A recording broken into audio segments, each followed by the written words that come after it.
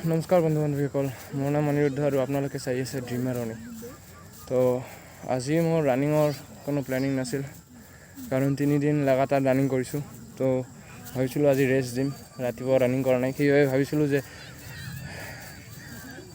যেতিয়া ৰাতিপুৱাতো নহয়, মানে দুপৰীয়া যেতিয়া 10টা 11টা 12টা বাজিব তেতিয়া ৱৰ্কআউট কৰিম, কিন্তু সেইটোও কৰা নহ'ল। মানে ডিম'টিভেট হৈ আছোঁ বহুত। তো আবেলি এতিয়া মানে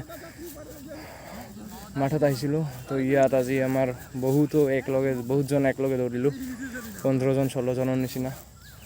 তো তেওঁলোকক দৌৰোৱা দেখি মানে মই আৰু থাকিব নোৱাৰিলোঁ। তেওঁলোকৰ যেতিয়া 6 পাক হ'ল তেতিয়া মানে মই নিজে তেতিয়া মই ৰেডি হৈ আৰু ময়ো ৰানিং কৰা ষ্টাৰ্ট কৰিলোঁ। মই 2.5 পাক দিম বুলি ভাবিছিলোঁ যে পুচাপ টুচাপ মাৰিম, কিন্তু সেইটো নহ'ল।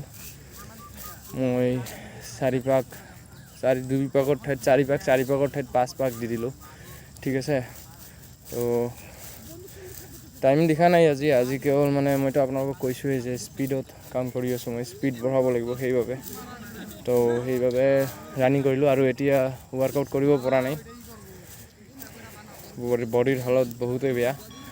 মোৰ কথা মানে মোৰ এনেকুৱা হয়, মানে জছত সকলোখিনি কৰোঁ, তাৰপিছত মানে মই আৰু মানে বন্ধ হৈ যায় সকলোখিনি। তো যিয়ে নহওক, তো ইয়াৰ পিছৰ পৰা এনেকুৱা আৰু নহ'ব।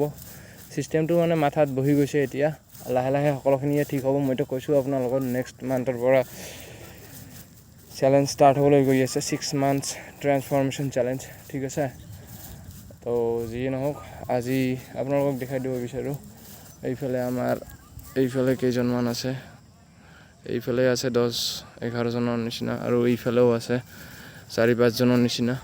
তো যিয়ে নহওক, আজিৰ কাৰণে ইমানতে সামৰিছোঁ। দেখা হ'ব নেক্সট এটা ভিডিঅ' লৈ। তেতিয়ালৈকে জয় হিন্দ, জয় অসম।